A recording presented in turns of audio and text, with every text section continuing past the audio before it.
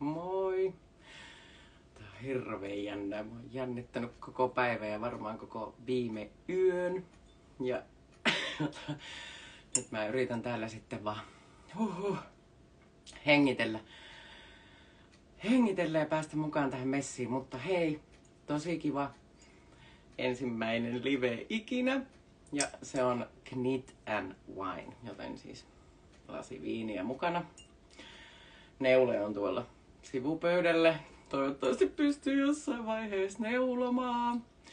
Ja nyt sitten odotellaan tässä, että Niina, mun ihana ensimmäinen vieras Niina, tulisi myös tuolta sitten mukaan. Ja nyt täällä on pyyntö. Ja aloitetaan live-lähetys käyttäjä.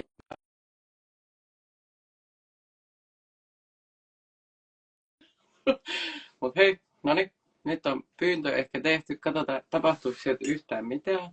Täällä on taas jotain lisää merkintöjä. Hei, kato, nyt tuli 2 kuvaa. Ja Niina, sä oot ihan hassusti päin sille. No siis mä arvasin, että tää menee tälleen. Voi Eikö? No ei se mitään. Sä voit olla vähän kallellaan. Niin.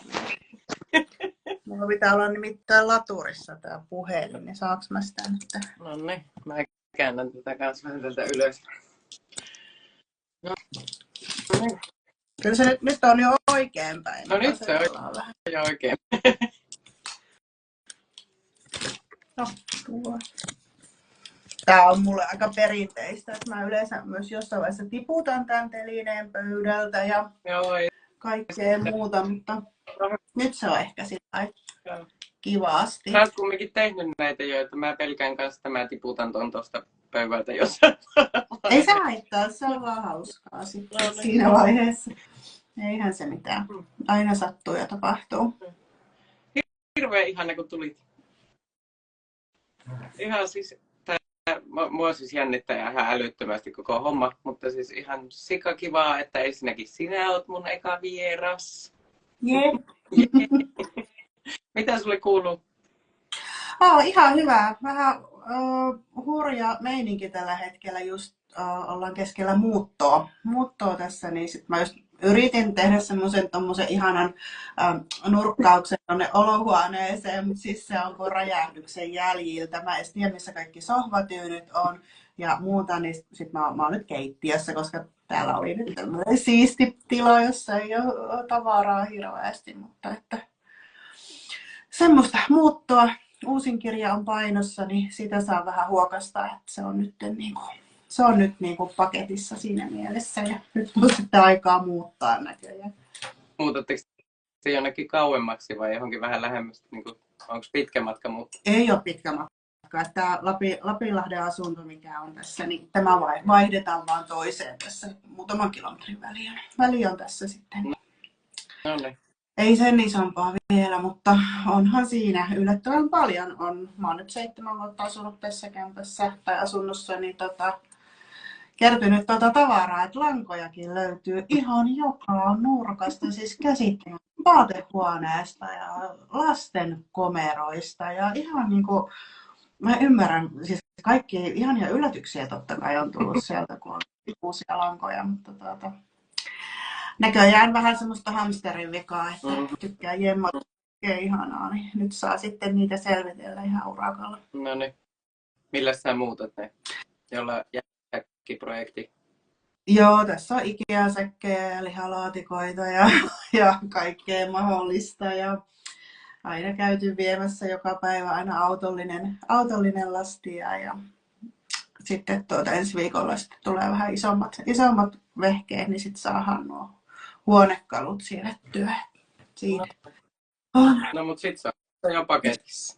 Sitten se on paketissa. Ihan kiva. Toisaalta mukaan on myös vähän välillä käynyt tavaroita läpi. Että juuri luin jostain artikkelin, missä luki, että ihmisen pitäisi 7 vuoden välein tehdä muuttosiivous, vaikka ei muuttaisi. Ihan sen takia, että sieltä tulee sitten totta kai laitettua kiertoon paljon sellaista tavaraa, mitä ei sitten muuten ole tullut käytettyä. Ja mullakin lähtee sitten kyllä kirpparille hurja kasatusta. Kaiken näköistä. Esimerkiksi palapelejä.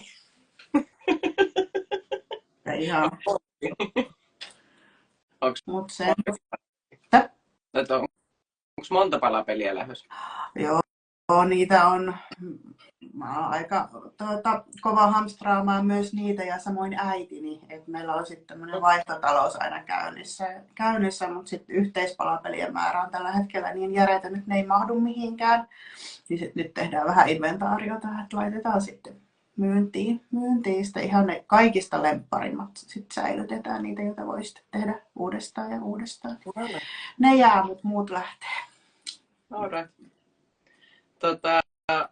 Oot sä kerennyt tässä sun muuton välissä tekemään viinivalintoja tälle päivälle? Joo, mulla on täällä. Mä valitsin roséviintä, eli mulla on nyt ollut tämmönen ikuinen kesä tässä pari vuotta, eli lemppariviini on rosé.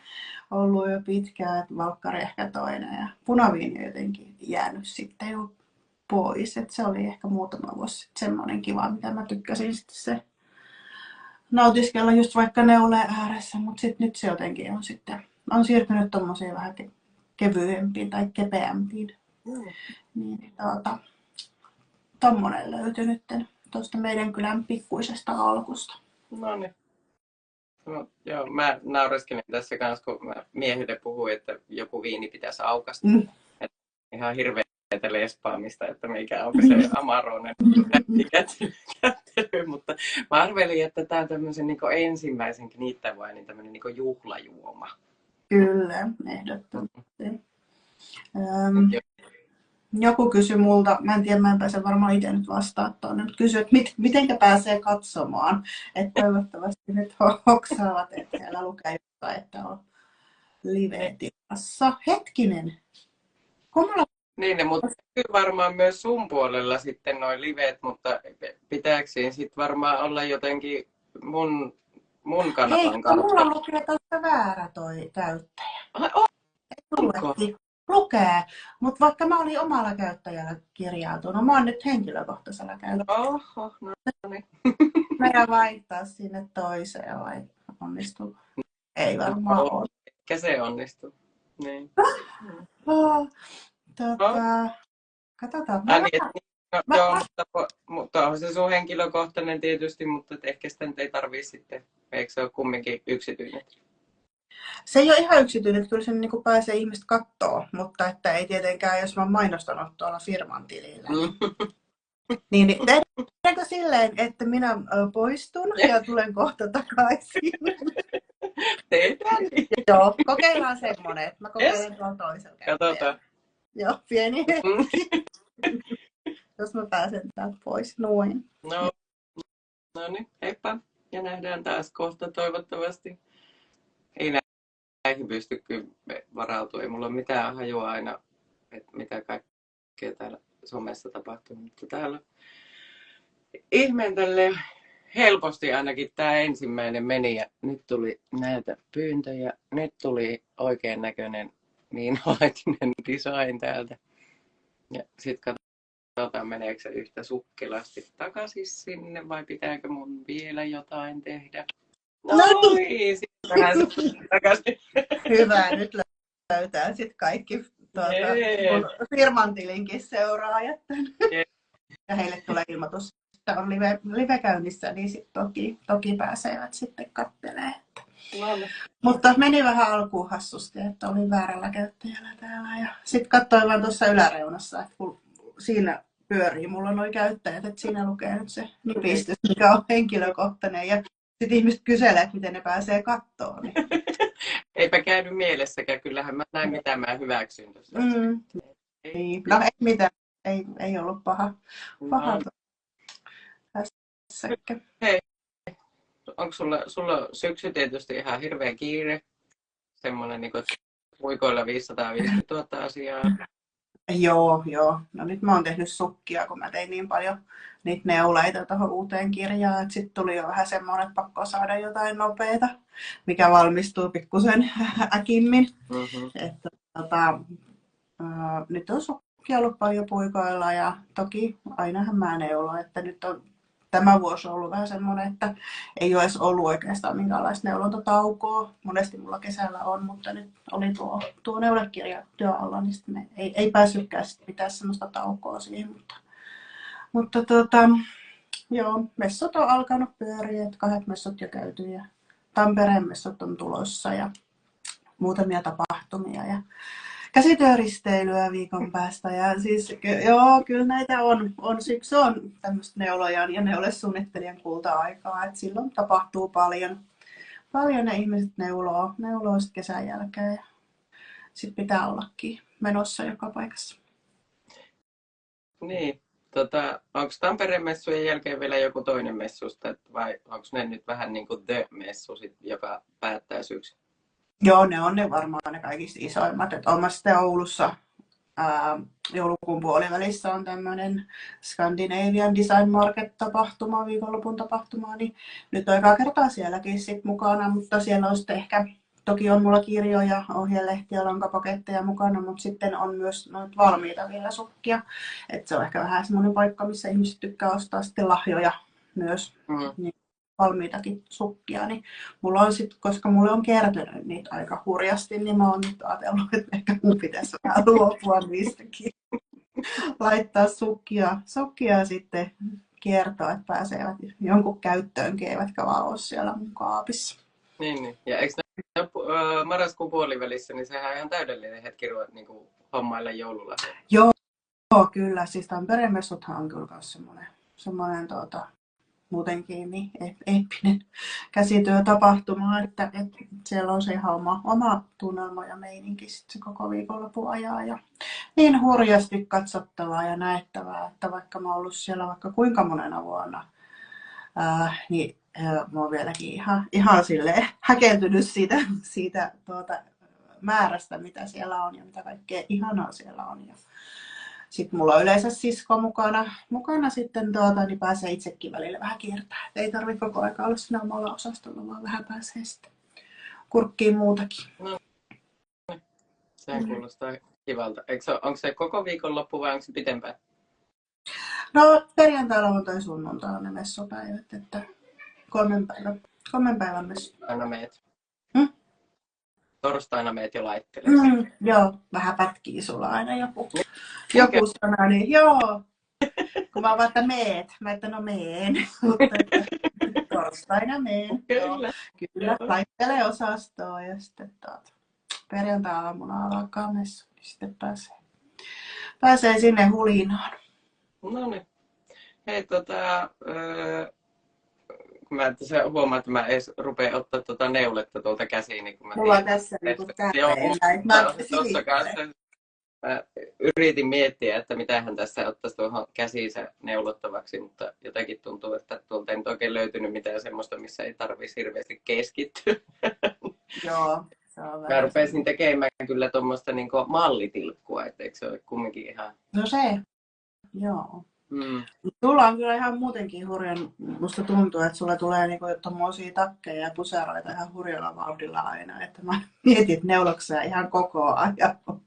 No periaatteessa kyllä. Ei. Mulla lapset on jo niin isoja, että ne harvemmin jaksaa enää iltaisin äitin kanssa ihan kauheasti touhuta yhtään mitään. Se sama vähän on täällä. Joutaa tuossa sohvalla näköjättämään, plus sitten kyllä mä pidän välillä joku lauantaikin semmoisen ihan hirveän neulemaratooni, että se puikko tipaahan muuta kuin syömään mennessä käsiin. Mutta on mulla kyllä sitten noita mun ihania jeesiapulaisia myös, jotka sitten tekee mulle mallineuleita tai muuten. Onhan mullakin sukista varmaan melkein kaikki kirjoneuleet menee neulojille, koska ne pystyy suunnittelemaan valmiiksi. Niihin harvoin tulee mitään muutoksia, niin ne menee sitten kyllä neulojille suoraan. Ja nyt on itse tehnyt pitkästä aikaa parit kirjoneuleet. Ja en mä tiedä, mulla on niin käsittämätön kirjoneule-taktiikka, että se on kyllä hidasta verrattuna sit, miten tulee pitsit ja palmikot. Mutta ihan mukavasti vaihteeksi vähän tehdä toisaalta pitkästä aikaa kirjoneulettakin. Se on se ihan oma maailma. Mutta pitsit ja palmikot tekee itse melkein kaikki, että niissä nyt saattaa se kuvio aina muuttua. Kesken tulla ajatus. kirjaneulet on itselle semmoisia, että siis mullahan on hirveästi suunniteltuna kauheasti kaikkia kirjaneulijuttuja. Se neulominen on taas kans just semmoinen, että vähän on... Joo, mä tykkään piirtää. Että siis mä niin jotenkin mieluummin rakastan sitä apupuikkoa siinä niin palmikon kyljessä, kun kahta kerää sitten jalankaan, mutta että kyllä. Niin mä opettelin tekemään palmikot ilman apupuikkoa ihan sen takia, koska se oli se...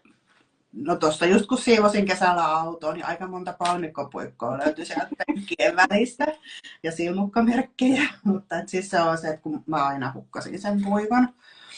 Niin, no yhdessä välissä oli hyvä, miehellä on parta, niin mä tykkäsin, jos hän istui vieressäni aina siihen partaan sen siksi aikaa, että se pysyy, semmoinen ihara parta, niin se pysyy siinä ja sitten aina siitä oltiin, mutta en mä tiedä, onko se hirmu reilua pitää niin kuin puikon pidikkeinä siinä, mutta opettelin tekemään ilman apupuikkoa, en ole sen jälkeen kyllä käyttänyt, kun jossain tosi monimutkaisissa palmikoissa, ehkä jossa on pitänyt 5 suuntaan niitä silmukoita siirrellä, niin sitten on ehkä saattanut olla apupuikko mukana, mutta muuten on nyt tehnyt ilman ja se on kyllä ihan suosittelen testaamaan. Se kyllä nopeuttaa. Kyllä mulla pikkupalmikoihin on. Joo. Siis helppo, ei mitään isommat palmikot. Kyllä mä mielellään teen. Mä huomaan, että niistä tulee paljon nätimpiä niistä käännöksistä siinä vaiheessa, kun mä käytän sitä puikkoa. Kyllä. No, katsotaan. Tuli tuosta parrasta mieleen. Mä en tiedä, aika moni varmaan seuraa Facebook-ryhmää neuloosia, niin siellä oli joku nainen mennyt lääkäriin silleen, että se oli apupuikko ollut tissien välissä. Ja ei ollut maininnut yhtään mitään koko asiasta. Mä hajosin sille ihan totaalisesti. Mä ymmärrän, että miten ei lääkärikään sano yhtään se mitään tuohon. Se ei ole viittinyt varmaan. Puikko on siellä vaan tissien välissä. Ihan törrötti kuule pystyssä, eikä kukaan sano mitään. No onneksi ei mennyt rintakipua valittamaan, että silloin olisi voinut lääkärissä. Niinpä. Joo, siis kyllähän niitä aina löytyy niitä puikkoja, mistä sattuu. Joo, ne on kyllä. Ne yleensä, no perhe kyllä kertoo sitä aina, mistä niitä löytyy. Joo.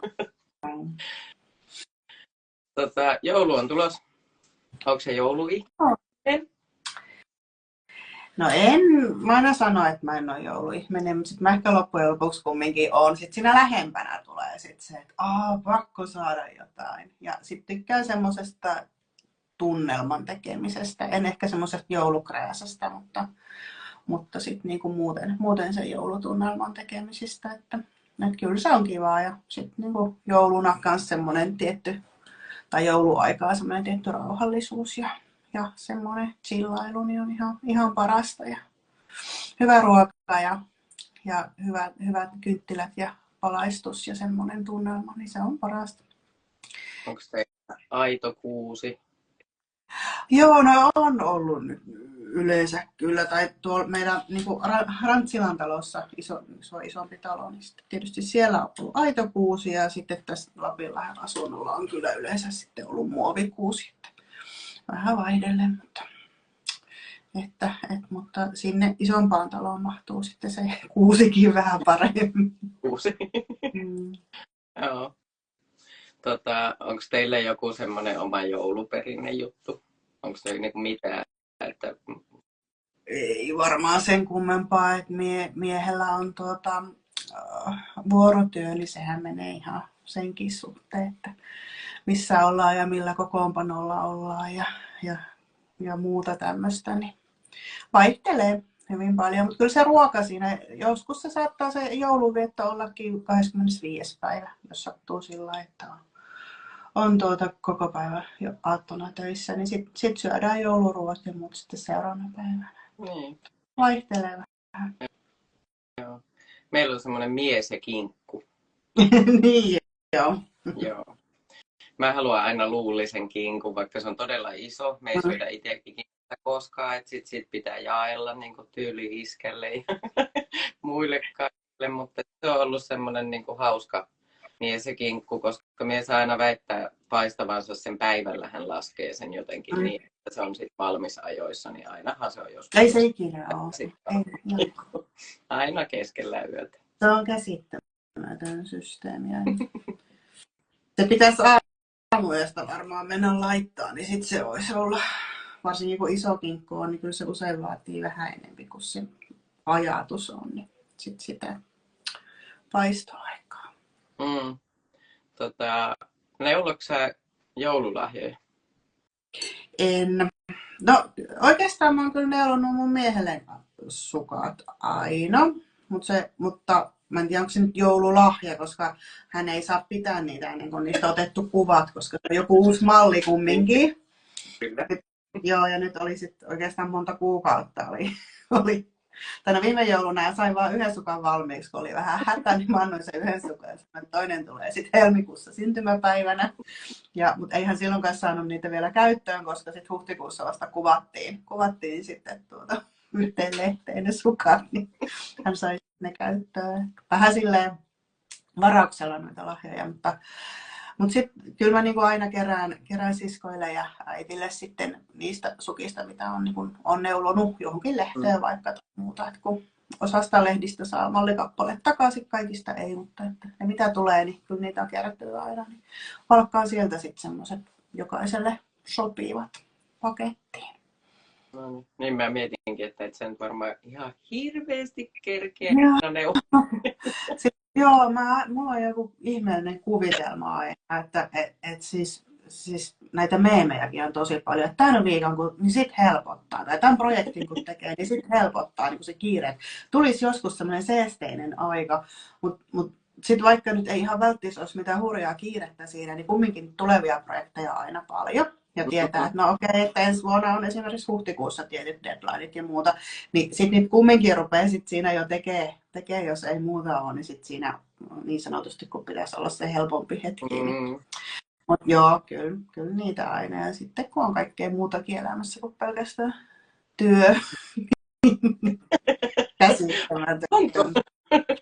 Joo, joskus, kyllä mä sanoin tuossa yksi päivä, kun oli monta viikkoa on nyt ollut semmoista, että on joka päivä ollut tosi paljon töitä tehnyt ja pitkiä messupäiviä ja muuta. Ja sitten mä vaan, että milloin mulla olisi oikeasti semmoinen vapaa päivä, että mä en tekisi yhtään mitään, mikä liittyy omaan työhön tai ei se ajattelisi mitään, mutta eipä niitä. Sitten pitää lähteä jonnekin ihan muualle, että reissuun, niin se on sitten se.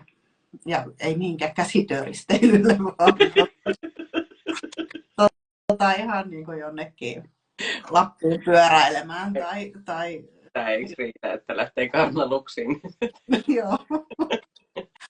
Rentoutus. Lomalle.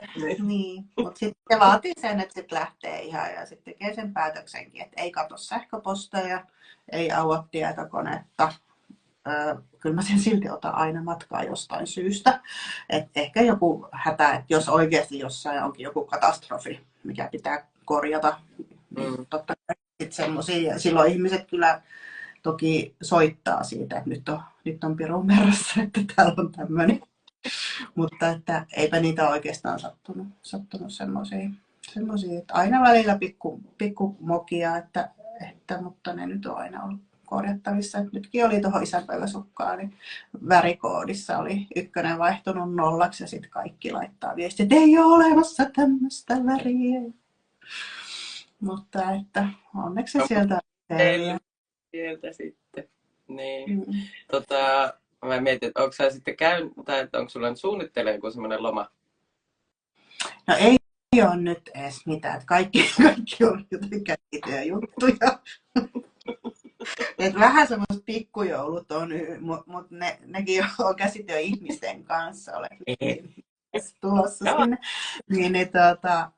sinne. Toki se on, eihän siellä sillä töitä tehdä, mutta on sitä verkostoitumista ja pääsee juttelemaan työasioita sitten kollegoiden kanssa, niin se on sillä lailla ihana juttu, kun muutenhan tätä tekee niin yksin tätä hommaa. Niin. Pääsee vähän sitten höpöttelee, mutta ei ole mitään isoa lomaa suunnitteilla, paitsi no sitten niin kevät-talvella on sitten viikko ylläksellä, mutta siinä on vielä hirveästi aikaa, että pitää varmaan jotain tuohon väliinkin keksiä. Otella joulu ensin. Niin, ja sitten vaikka vähän sen jotain. No niin, mutta hei, sä puhuit niistä deadlineista tuossa, että kevään jotain deadlineja. Niin sulla on varmaan jotain hirveä kasa kalentereita vai postit-lappuja vai mitä sä muistat vähän niin kuin mulla. Mulla on siis Excel-taulukko, missä on kaikki työt, deadlineit ja muut, mutta sitten mä unohdan aina päivittää sitä tai katsoa sitä. Ja sit, ne on jotenkin vaan mun päässä kaikki, mutta sitten tulee yhtäkkiä joku ylös, ai hitsi sekin tai sekin. Mut joo, postit-laput on sitten mulla tuossa läppärin vieressä tai sitten semmoisessa jossain vihkosessa kulkee sit mukana. Että niitä sitten tässä juuri, kun tätä muuttosiivousta on tehnyt, niin yhden tommosen lipastonkin tuossa selvittelin, mitä kaikkea sieltä löytyy. Siis tosi paljon vanhoja ohjeita, siis semmosia, niin kuin mitä mä oon, semmosia ohjeluonnoksia oikeastaan, mitkä on ollut siinä vaiheessa, kun mä oon neulonut sitä ohjetta, niin semmosia lippulappuja oli siellä 1 000 000. Ja sitten niitä postit-lappuja ihan joka kulmasta löytyy aina, niin kuin, siis niitä käyttämättömiä. Mä käytän niitä paljon. Mutta oli hirveän sopivaisia kaikkia. Värikoodaus se menossa. Joo. Niitä kyllä löytyy sit joka kulmasta sieltä. Että, no nyt ei tarvii hetkeä ainakaan ostaa. Joo. Mutta postit-lapustahan saa semmoista pientä, niin kuin, tiedätkö, miten se nyt sanoisi sille niin kuin nätisti, että saa semmoista niin kuin ihan järjettömän hyvän fiiliksen, kun sä oot kirjoittanut jotain sen postit-lapuun. Nyt. Ja sit sä voit ottaa sen ja rutistaa sen. Se on niin kuin ihan semmoinen niin kuin voittofiilis aina itsessään. On. Joskus aikoinaan, kun oli niin kuin paperinen kalenteri itselläkin käytössä, niin mulla oli siinä aina yksi projekti niille pienille lapuille, niin oli sitten niinku tietyille viikoille vaan laitettu. Ja sitten oli ihana niitä just tosistaan kerätä sieltä sitten aina pois, että tyhjentää niin sanotusti aina niitä. Mutta tosi joo, ja kun niitä projekteja on niin paljon ja moniin lehtiin ja muihin yhteistyökumppaneille, niin pakko siinä olla joku ihan selkeä, mihinkä ne sitten laitetaan ylös, koska muuten siellä voi käydä. Että kesällä kävi yksi tämmöinen, että mä olin merkannut deadlinein väärälle kuukaudelle, niin siinä tuli sitten vähän hätä sitten sen kanssa, että mulla ei ole lankojakaan vielä. Ne on tulossa vasta Novitalta, että ei ole totta, että koko ajan oli se ajatus, että, ja mä olin merkannutkin sen väärin, mutta se olisi sitten, no ei mitään, niistäkin selvittiin, että nyt joskus aina sattuu ja tapahtuu. No niin, mutta ei kumminkaan sen pahemmin. Onko ollut jotain muita semmoisia hauskoja unohduksia, missä on meinannut käydä köpelössä? Ei varmaan niinku ihan ton tyylisiä niinkään, että kaikkea semmoista hölmöilyä. Mulla on niitä yhteisneulontoja, niin niissä on aina ajastettu se julkaisu tiettyä aikaa aamulla, koska mä itse en todellakaan herännyt 5 laittaa sitä sinne, vaan ne on aina ajastettu ja sitten on ollut silleen, että no joskus on ollut, että se vaan ei jostain syystä ole tullut, että siinä oli joku Facebookissa joku ongelma tai muuta. Ei löytynyt muuta syytä, mutta kerran kun mä luulin ja mä kirjoitinkin, että varmaan on taas Facebookissa joku ongelma ja muuta, niin itse olin ajastanut sen kuukautta myöhemmäksi sen palan sieltä tulemaan, että joulukalenterin pala olisi tullut sitten vasta tammikuussa. Sitten mä laitan, no, nyt oli vähän hassusti. Mä en löytänyt sitä mistä, minne se on voinut niin kuin hävitä, mutta no ei se mitään. Se huomaa siinä vaiheessa, kun joku viivästyy, joku tommonen, tossakin kun se 5 tulee, että kuinka moni sitä odottaa, varsinkin sitä joulukalenteria, se on monelle silloin aamulla se eka juttu, mitä tehdään. Ja sitten, että heillä menee sitten ihan silleen pasmat sekaisin, kun sitä ei olekaan siellä, että jostain syystä se puuttuu. No, mutta se on lapsikarkkikausi, tai siis että ne odottaa sitä kuin joulupukkia ja ei tulekaan sinne, kun se on luvattu. Sitten on ihan, että mitä on tapahtunut. Ja sitten koska Facebook on niin monimutkainen, tai siis siellä pyörii ne algoritmit ihan, ei aina tiedä mitenkä, niin sitten voi olla, että joku julkaisu ei välttämättä näykään, jos se tarpeeksi päivitä tai ihan kaikkea sekopäistä, että monelle saattaa olla, että ei näy tietyt jutut helpolla, ellei sitten niinku rupea kaivelemaan niitä. Niin sitten sekin aina, että sitten voi tulla itsellesi, että enkä mä vaan osaa etsiä sitä sieltä, että miksei löydy. Vähän sama tuolla Instan kanssa, että aina sitä, mitä tuo lukee. Oh, Ihana. Oh. Hyvä, kun mä joudun hirveän eteen menemään, että mä niin sä näen, oot niin kauan. Mä oon mitä vähän siellä lukee. mä näen jopa Näen ilman sun. kauempana, että nyt mun tulla niin tähän vähän eteenpäin, että mä näen, jos siinä lukee jotain. Joo. No, Suosi neulesuunnittelijoita. Kiitos Tuula. joo. Mä mietin itse asiassa, kun sä oot tehnyt, miten kauan sä oot tehnyt? Ei järjettömän kauan sä oot tehnyt. Ja mä oon ihan vanha Et konkari. sä vanha oo. Mä oon 2013, 11 vuotta sitten eka ohjeen julkaissut. Ja sitten 2018 vuodesta oon tehnyt päätoimisena työnä. Eli tosi monta vuotta jo. Niin kuin ihan pelkästään neulesuunnittelua. Ja no eka kirja tuli, tai kustannussopimuksen sain 2017 ensimmäiset. Sen vuoden lopussa tuli sitten Villasukkien vuosia. Minä en oikeasti, kun minä en muista, kun mulla menee niin kuin iässäkin, niin sekaisin aina nämä numerot. Että minä en ole ihan varma, että onko se mun ehkä 8. kirja, mikä nyt tulee, niin kuin oma kirja. Ja sitten yhteiskirjoja on paljon, mutta laskee. No, mutta niitä on ihan hirveä määrä. On se 8. Vähintään niin kuin yhden per vuosi. Yksi per vuosi on ollut yleensä ja se on aina ollut vielä mulla, että se tulee siinä vuodenvaihteen aikaan se sukkakirja, mutta nyt sitten tosissaan kun tulee tämä neulekirja, niin sitten sukkakirja tulee sitten vähän myöhemmin. Et nyt huokastaa hetki ja sitten aletaan tekemään sitä. Ai niin, että molempia tee sitten niinku yhtä aikaa. Ei pakko oli. Mulla oli vähän niin kuin, että ne olisi ollut osittain limittäin se niiden tekeminen siinä.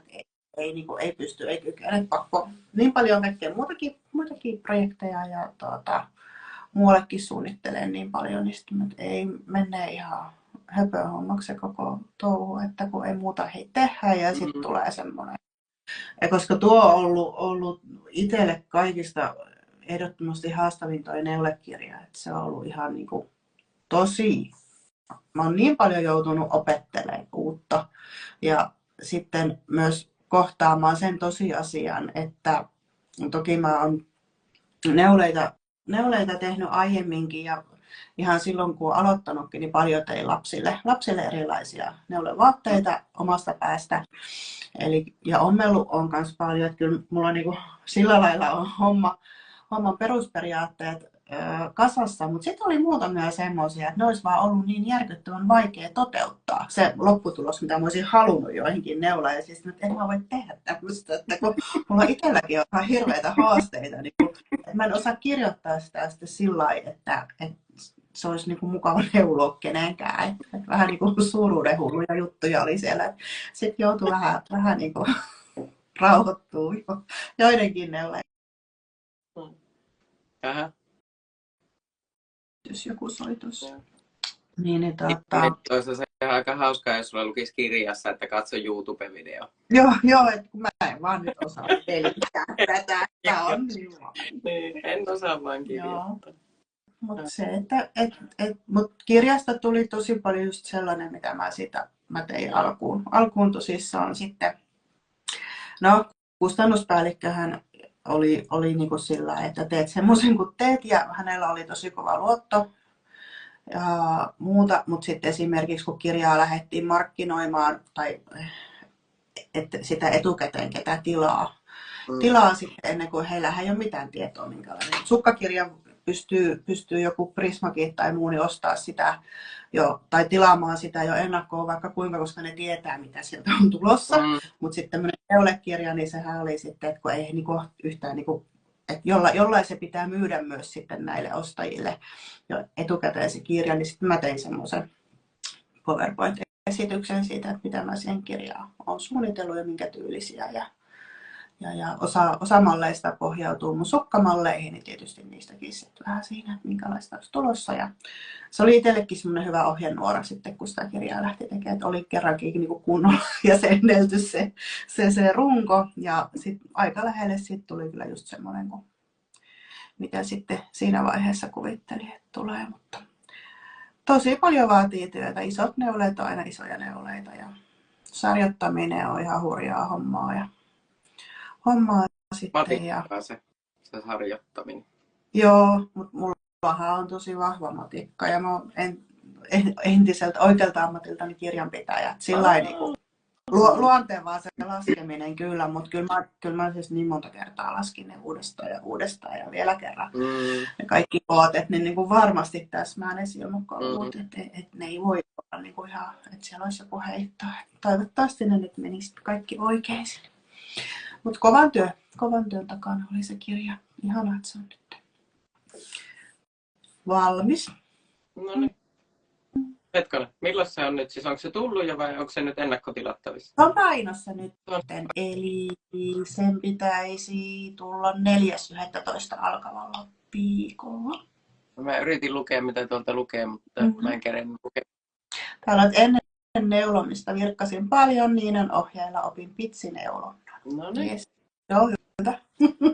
Mulla on toki ollut ajatuksena aina, että ne ohjeet olisi mahdollisimman helposti ymmärrettävissä, että niitä ei tarvitse 1000 kertaa niin kuin uudestaan ja uudestaan lukea ja miettiä. Koska mulla oli itsellä se ongelma silloin, kun mä opettelin neulomaan, että kun mä en ymmärtänyt niitä ohjeita, niin sitten mä rupesin ohjaa. Koska ne oli vähän silleen, että no tuossa aina joutuu niin kuin vähän itse miettimään ja säveltämään niitä, niin siinä se lähti sitten se oma suunnittelu kanssa. Joo, ja sitten mulla ainakin se, että jos se ohje on liian hankalasti luettavissa, sit jos ei ollut vielä silloin kun aloitti, niin mitään soveltavuus, niin kun, siis et osannut vaan itse soveltaa. Niin. Sitten tuli semmoinen olo, että no minä teen ihan kokonaan oman. Jotenkin, että pääsee ehkä paljon helpommalla. Joo. Täällä on jo sun piece by piece. Joo, joku on neulomassa sitä 16 palaa. Ja sitten Heidi kysyy tuolla, että Tampereen messuilla on uusi neulekirja, niin on, kyllä. No. Pitäisi olla paljon, että kaikille halukkaille riittää. Sitä siellä sitten myynnissä. Jee, hyvä. No niin, hei, mähän siis niin lähetin sullekin myös sähköpostilla siis tämän, että mistähän kaikkea tästä voisi nyt niin sit vaikka jutella. Joo. Tiedän, että tälleen niin ensimmäistä kertaa niin varsinkin niin mua jännittää, niin sitten tämä ajatuksen juoksukin on aika nolla. Niin mä oon kirjoittanut itselleni, mulla on tuossa puhelimen takana tommoinen listappu, siis semmonen, ja mä kirjoitin sen lyijykynän ensin, ja mä en nähnyt siitä mitään, niin mä uudestaan päälle mustalla tussilla. Ja nyt siellä lukee, että nuoruus, kysymysmerkki. Että, nuori. Niina, millainen sinä olit nuorena? Mä oon ollut varmaan aika semmoinen hikaari. Joo, tykkäsin koulusta ja tai koulu oli mulle tosi helppoa.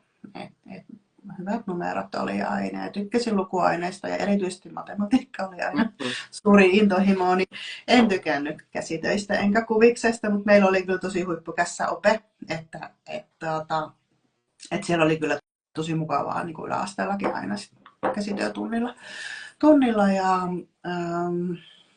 Mutta ei ollut ikinä mikään niinku suuri intohimo se käsityö. Sitten mun kaveri tykkäsi ommella, että mä hänen mukanaan kävin joskus jossain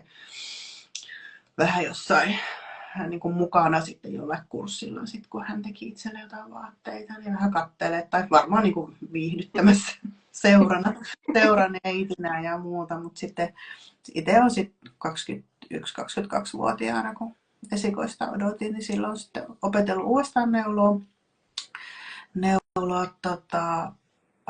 ihan suht alusta ja äitiltä vähän oppia kanssa käynyt kysyä silloin, että äiti neulo ja siihen aikaan ihan paljon. Sitten hänellä oli pitkä tauko, että hän ei neulonut. Ja sitten kun mä rupesin suunnittelemaan ja enempi tekee sitä, niin sitten hänkin innostui taas. Ja on nyt yksi mun mallineulojista.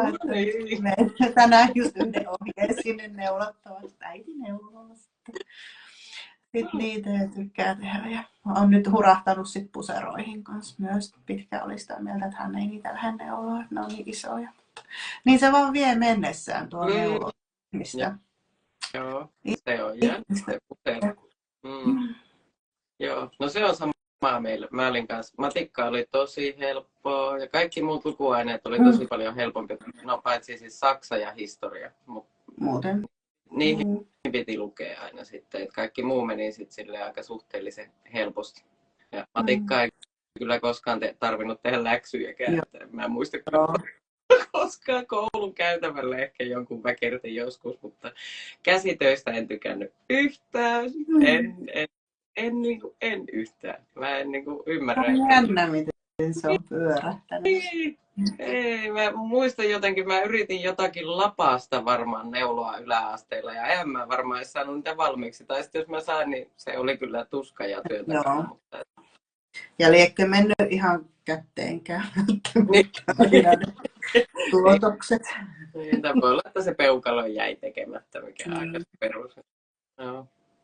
Mutta kyllä se on jännä, jos ei niin miettii, että jos sinäkään et ole hirveästi ja mitään jutellut munkin kanssa, jotka niin nykyisin on tosi paljon, niin ne on niin tyyliin jopa vihannut käsitteet ja koulun.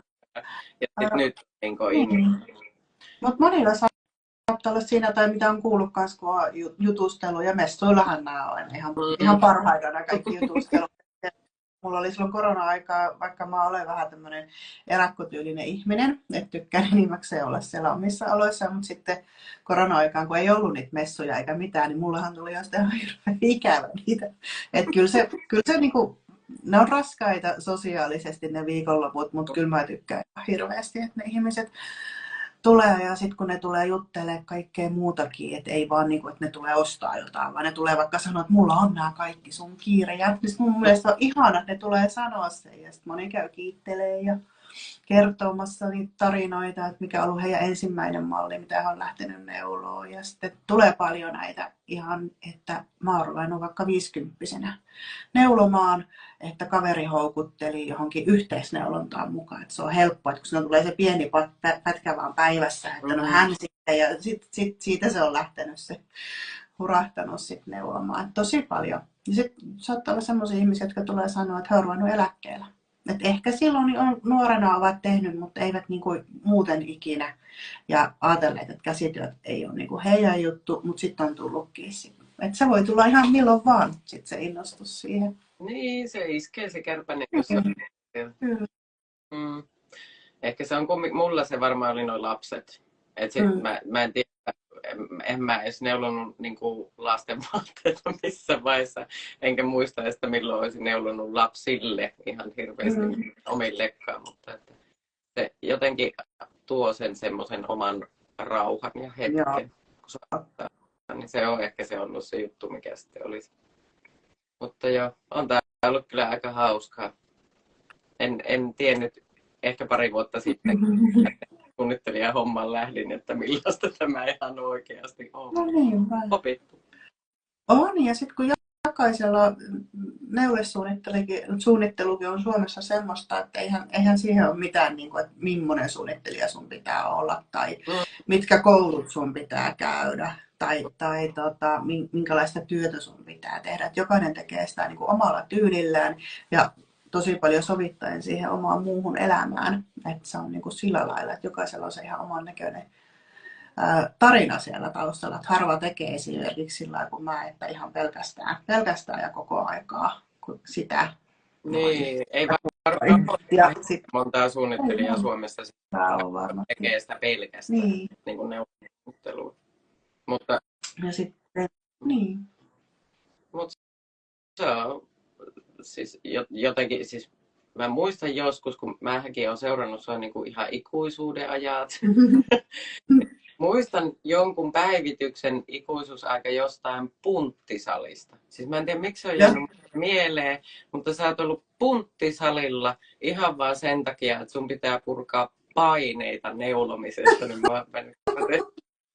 se on niin kuin ollut semmoinen asia, mikä mulle jää mieleen ja mä vaan mietin, että vitsi miten siistiä. Joo, siis mähän pitkään olin myös valmensin crossfittiä ja painonnostoa varmaan 6 vuotta tuossa. Oikeastaan vähän samaan aikaan, kun aloitin neulesuunnittelua, tai tein sitä, niin samaan aikaan sitten oli sitten harrastuksena ensin ja sitten siirryin siitä myös sitten valmennuspuolelle. Että se oli semmoinen kombinaatio, millä sai varmasti kädet semmoiseen kuntoon, että ikijumiin. Neuloessa jumissa ja sitten vielä siellä, mutta toki myös paljon liikkuvuusharjoittelua ja muuta. Että kaikki faktat on hallussa tälläkin hetkellä, että kuinka et saisi hartioitasi jumiin tai käsiä jumiin neulomisen takia, mutta kyllähän ne menee mulla, että tosi huonosti tulee itse sit kotona tehtyä mitään semmoista, mikä oikeasti auttaisikin siihen, että mä käyn sitten hierajalla tai kuivaneulaus on mulla nyt tullut semmoinen, mikä auttaa noihin. Mulla on ihan kivikovat nämä täysin kivikovat noi käsivarret, että se tulee sitten neulomisesta. Ja sitten kun ne menee tarpeeksi jumiin, niin sitten vihloo ranteisiin. Sit alkaa olla jo vähän hätää, että ei voi neuloa. Meneekö lapaluihin ja sieltä hartioihin? Joo, ja... kyllä. Kallon pohjalihakset on hirveässä kunnossa kanssa, mutta joo, ne on joskus mennyt niin pahasti kyllä, että nykyään ymmärtää vähän, että semmoinen ylläpitävä hoitokin on ihan okei. Että ei tarvitse mennä sit siihen ihan siihen jumipisteeseen asti, koska se on sitten kurja hoitaa kuntoon. Mä rupesin katselemaan kelloa tuossa, että mehän lähestytään me ollaan oltu miten kohta 50 minuuttia. Tää on mennytkin aika hurjalla vauhdilla. Ihan tälleen niin kuin virallisesti, niin sä nyt oot kertonut ja kirjasta, mutta haluatko sä nyt pitää tämmöisen niin oikein virallisen mainoksen tässä? Moi. Harmi, kun mulla ei ole mitään edes niin neuleita. Ollaan Rantsilassa tuli just kuvaajalta takaisin, että meillä on Lankamaailman kanssa live sitten marraskuun puolivälissä, jossa kanssa esitellään vähän niitä neuleita. Ja siellä on Lankamaailman langoista on tehty osaa ja sitten löytyy Novitan langoistakin kyllä mukavasti neuleita ja sitten kaikesta muustakin tosi vaihtelevasti on sitten ne lankamerkit siellä mukana. Sitten pääsee ihan ihastelemaan. Toki mun sivuilta pystyy katsoa, että näinkin laitoin sitten mallan kyyneleet neuletakista sitten kanssa kuvaa, että se on ollut tosi tykättyä. Mutta muuttolintoja ja tuulenpesiä on kirjan nimi. Ja se oli jotenkin ihana, kun mietittiin sitä kirjan nimeä ja sitten mäkin, että kun kauheasti on kaikkea neuleunelmia ja neuletunnelmia ja neule sitä ja neule tätä, että mikä ihmettä, että mä en kyllä halua mitään samanlaista. Sitten kustannuspäällikkö sanoo, että voit laittaa ihan mitään vaan. No, että sen ei tarvitse liittyä niin kuin neuleisiin sen nimeen. Sitten, ei, että siihen laitetaan sitten vaan alaotsikko, että Niina Laitisen neuleita. Että vaikka, että minkä nimisiä malleja sulla siellä on niin tiedossa. Ja sitten siellä on muuttolinnut ja tuulenpesä ja sitten se vaan jotenkin tuli. Ja mulle tuli sitten nimestä semmoinen tosi tämmöinen, just kun se tulee tälleen syksyllä ulos, niin just semmoinen fiiliskin, että semmoinen tietty tunnelma. Ja sitten kuvaaja Anna Wallendar kyllä on ottanut niin tunnelmalliset kuvatkin, että ne niin nimi istuu kirjan sisältöön jotenkin ihan täydellisesti. Ja kuvat on ihanat. Ja siellä on 13.